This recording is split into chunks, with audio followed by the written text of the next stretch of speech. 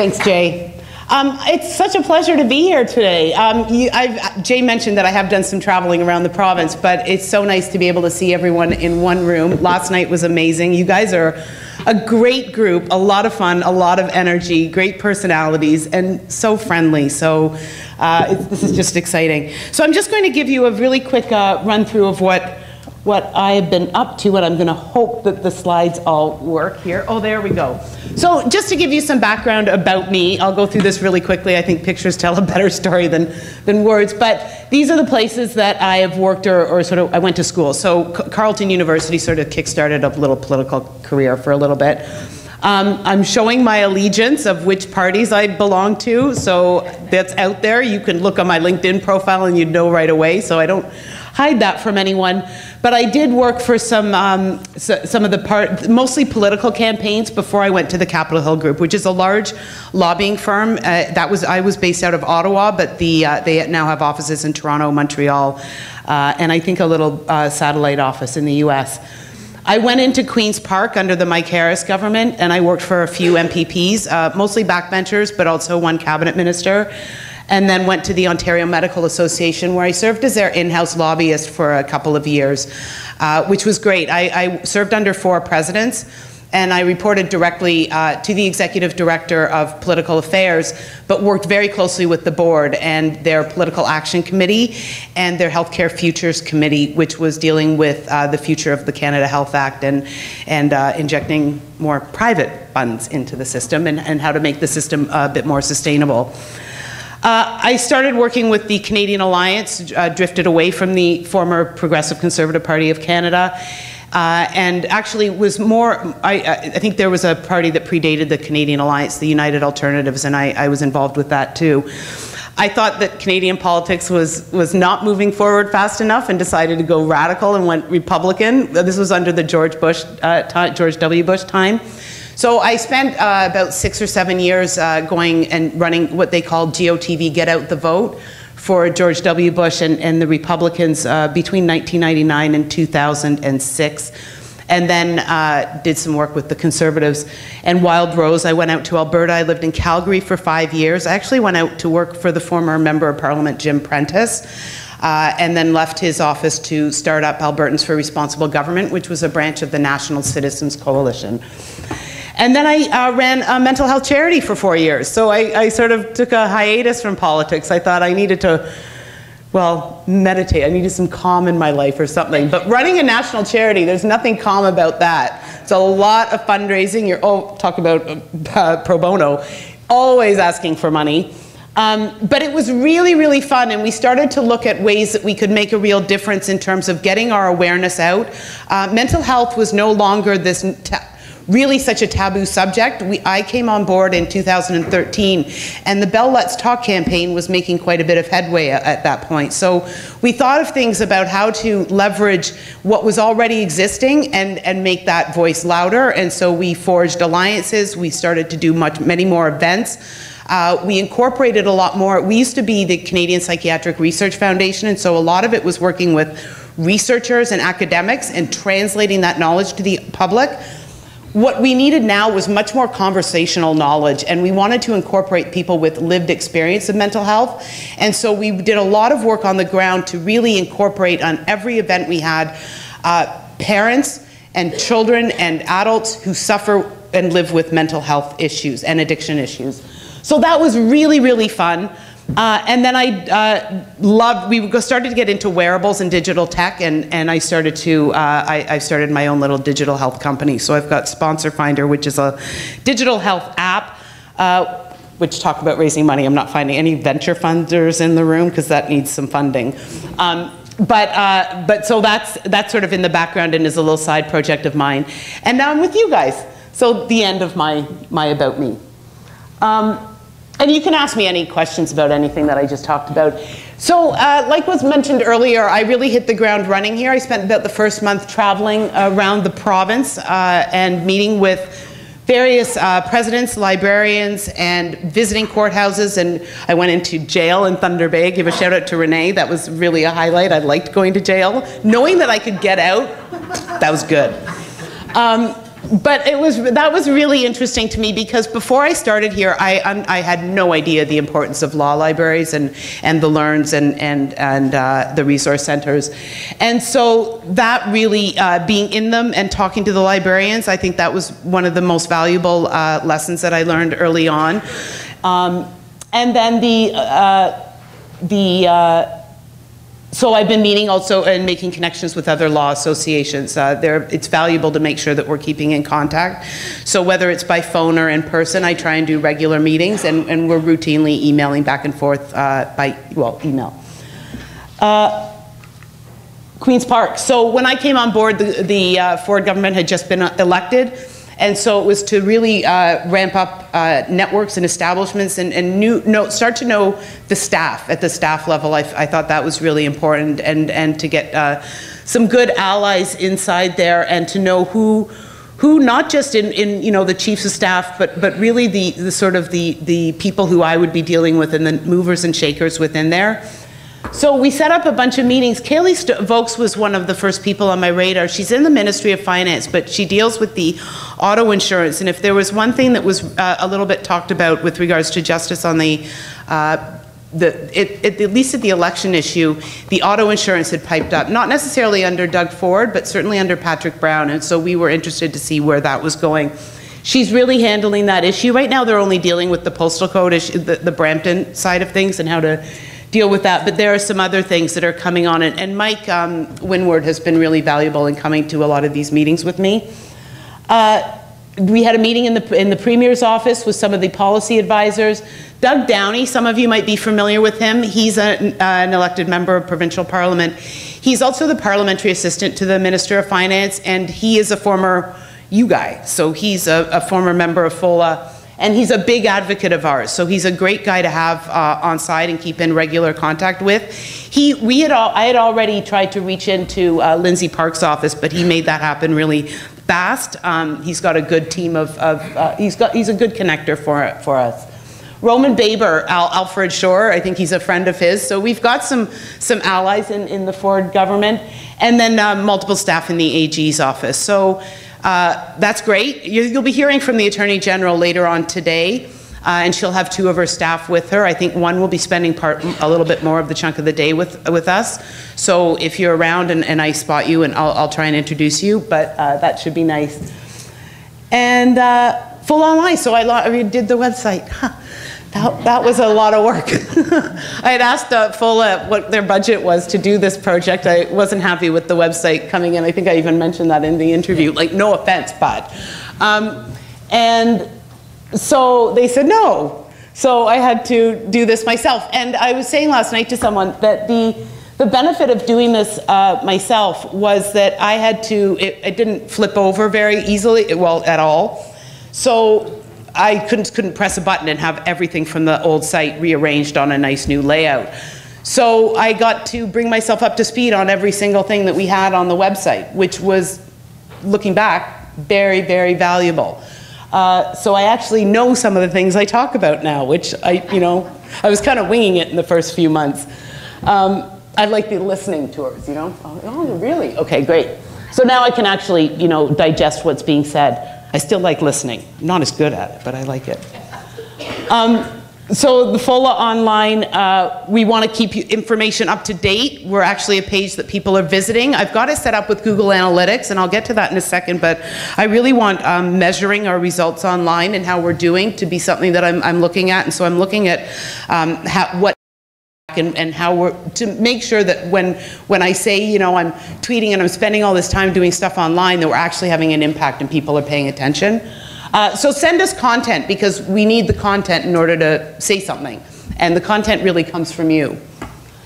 Our communications plan. And so I've done a bit of a this was my interruption for the videos. So I have been working on a bit of a communications plan, and we are, I'll go into that in a little bit. But one of the things that I think is really important in being effective online are videos. And when I came on board, Mike Raz and Jay and the rest of the team had been busy doing some intro videos on what is FOLA, and then more importantly, some really short ones that talk about the value of joining your local law association. And we think these videos are going to be really important for you guys. So I'm going to see, we had some audio technical difficulties, but we'll see, I've loaded them up online, but we'll see if we can hear them. Representing 47 local law associations throughout Ontario, FOLA is your connection to the practicing bar in every jurisdiction in the province. Our network collectively represents nearly 12,000 practicing lawyers in firms of all sizes. These local law associations represent a critical link for lawyers across Ontario, regardless of what they practice or how many years they've been practicing. Each local association offers a professionally managed local law library with ties into a broader network of libraries to meet all of your legal research needs, no matter where you practice. The associations also provide continuing professional development, business supports, a place to meet or do some work between court appearances, and perhaps most importantly, a connection to other lawyers in your community. As our lives become more fast-paced and dominated by technology and client demands, personal connection to colleagues is critical. Our justice system works best when professionals who know each other can find compromise and can respect one another. Collegiality among the bar is key, and this is why your local law association is so important. Your local law association is also a critical advocate on behalf of the practicing bar in Ontario and in your community.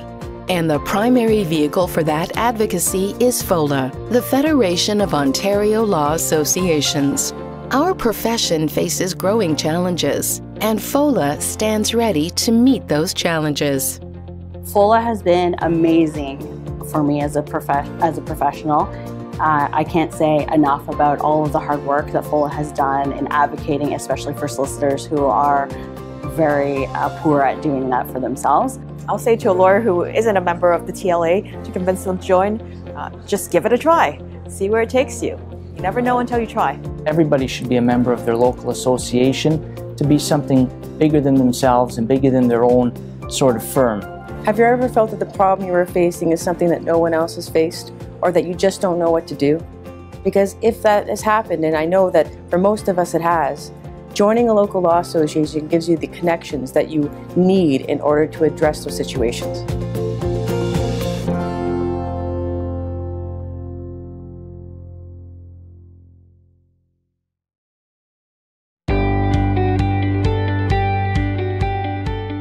Have you ever felt alone? Have you ever felt that the problem you were facing is something that no one else has faced, or that you just don't know what to do? Because if that has happened, and I know that for most of us it has, joining a local law association gives you the connections that you need in order to address those situations. I think that someone who has not joined their law association is missing out on a great opportunity to interact with fellow lawyers and to learn from them, as well as benefit from the relationships within the legal community that they live in. I think that everybody should be a member of their local association to be something bigger than themselves and bigger than their own sort of firm. It's something that they ought to go out and do right away to reap the rewards of being a member of your association. I'll say to a lawyer who isn't a member of the TLA to convince them to join, just give it a try. See where it takes you. You never know until you try.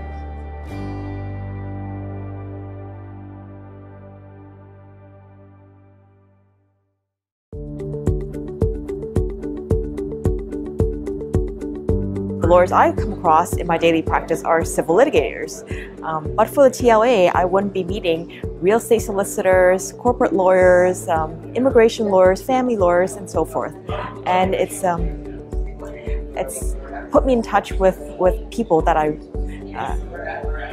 greatly enjoy meeting and I wouldn't otherwise meet. When I was first called to the bar, I went to a city that had about 800 lawyers, and I knew 3 of them who were classmates. So right away I knew I had to get out and I had to meet people and I had to make connections and I had to make friends. I joined my association and it was a great help because I started to meet people, I started to build friendships and I started to build relationships. I'm meeting up with people I knew from before who I haven't seen in many years, and meeting new people who've become lawyers since I started practice. I have a solicitor's practice, so with electronic registration I don't get out of the office much anymore, so it's a great way to connect with people I work with and share with them. Professionally, it gets our name out there, and again, it's on a professional basis, it's networking with people I work with and putting faces to names. FOLA has been amazing for me as a professional. I can't say enough about all of the hard work that FOLA has done in advocating, especially for solicitors.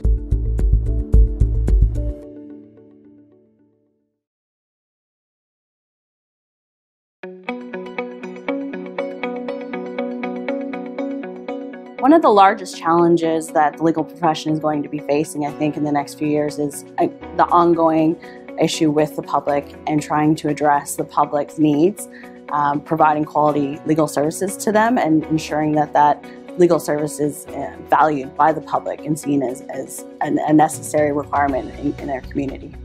What FOLA's been able to do is allow me to have a voice outside of my own legal community and a voice that's really within the Ontario legal community as a whole. The profession can best deal with these challenges by speaking in a united voice to ensure that the standards that we have are appropriate for the people of Ontario. We have to be sure that the people who are offering legal services are appropriately trained and are competent to provide those services.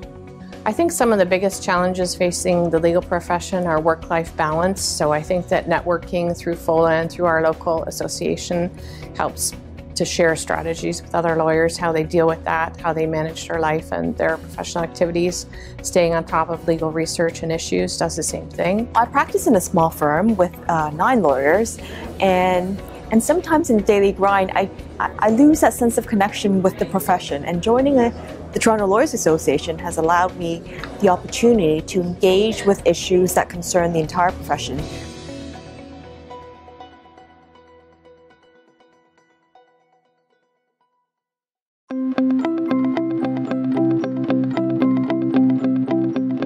In our community, the Practice Resource Centre it's like a meeting place. It's a hub for lawyers to attend. We have our board meetings there. We have socials from time to time there. Not only is it a place for research and a place for assistance from our local librarian, but it's a place to come together and meet one another and maybe share some stories and really have that sense of community that everybody should be looking for. It's a really interesting time in the legal profession because we not only have different encroachments on different practice areas, but we also have to deal with technology. I think one of the biggest hurdles that we face is not keeping up with technology and not being able to deliver services to the public. I think the legal profession is facing challenges with the numbers of people who are coming in and the people who are providing legal services. That doesn't mean just lawyers, it means all legal service providers. We have an access to justice issue in this province, and we have to ensure that the people who are providing legal services are appropriately trained.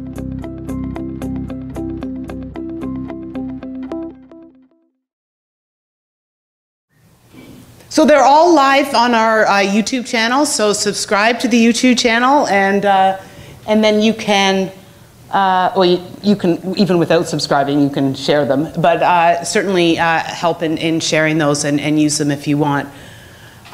So here's our communications plan. I've sort of condensed some of the key messages in general, and it's looking at who our audience is and then how to be able to say that properly and convey that and through what channels.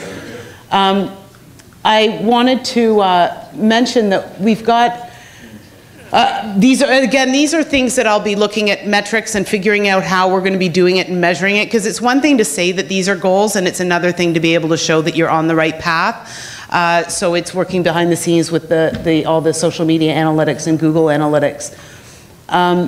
We are starting a newsletter right after this plenary, so we'll be putting, I think the videos will be on that too. But I do encourage you to subscribe to it, and it's, you know, anyone can subscribe. It's not just for lawyers only, but the content will be directed towards lawyers only. So we'll be speaking as if we're speaking to you guys, but because the only way to sign up is through our website, we're not checking to make sure they're a member of anyone's law association or anything. There's no vetting of who signs up. One of the things that really helps our getting our message out too is our relationship with Advocate Daily, which has existed for some time. And one of the perks of this is we're also a member of what's called Advocate Daily Plus, and that allows us to take important content coming from affiliate organizations and be able to post that up for wider distribution. So if you guys have press releases, events, or important notices or things that you want circulated to a wider audience and get flagged on social media and get linked to our website, send them to me, and if you want those posted, we can do that. It's at no additional charge through our membership plan. And so that's really, we're really always looking for content, and I just do that throughout the month. So there's no set quota, there's no set limit, and there's no deadline, so it's just random. Whenever you have them, please send them in. I'd like to be able to take really good advantage of that. On social media, so I talk about analytics. One of the things I'm looking for, and I put a post out, at my last charity, we used a lot of interns. We loved interns. And so I've got a position open now, and I've done some speaking. Some people here might have some ideas about who could do this. I've had a few applicants. None of them are probably suitably qualified. It's a bit of a unique role in that, I mean, they could work anywhere, but I want someone who understands what kind of content it is that we share. It's not just a lot of images. We're not on Instagram. It's not sort of some of the jazzy kind of social media, but it has to be impactful and it has to be good sound bites and the right hashtags and a good understanding of law and things that are of importance to us, and a really good understanding of analytics and what's working. And so I'd love them to be able to help me with that. So if you guys know of anyone, I haven't done a lot in terms of promoting this open post. It's a non-paid job, and I'm looking for someone for just 4 months, and then they're in, they're out, they get to learn, I get to work with them, and then a new person comes on and keep that rotating. But anyway, it's on a platform called Charity Village, and so because we're a nonprofit, the posting doesn't cost us anything. So that's out there. And on social, so these are our accounts on social media. Again, we've got lots of videos. All the videos from the last plenary are there too. And so you can look through those. If there are any memorable highlights, you can have a look. They have been edited a bit, so the content is pretty good, but they can be long from the last plenary. And then the videos that you just saw. We're on LinkedIn, Facebook, and Twitter. Mentorship is a thing that when I was traveling throughout the province, a lot of the associations were talking to me about that. I mean, one of our videos is about the value of mentorship and role models and what you can do to help.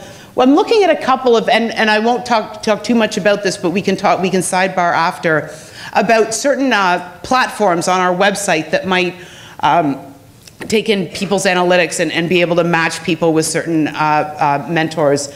There is a cost to some of those, so I'm just exploring them on the side. But if anyone, I know some of the local law associations do human-to-human matching, and they have some programs and mentorship nights. I'm looking at a bit of a larger program where people could sort of join, but you know, it might not be something that is needed. But if there's a lot of interest in that, let me know, and I'd love to work with all of you to get this up and running if there is interest in that. Those are the two of the companies that I've been looking at, Mentor City and Mentir.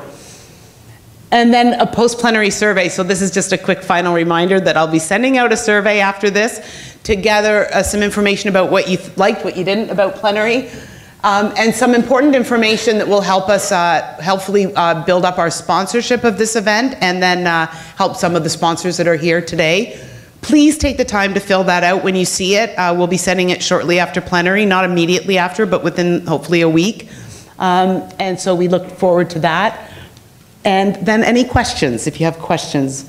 I think I took a lot of time, but I'm around all week, rest of the week. I was going to say all weekend, but that's not true. Any questions? Oh, there, the end.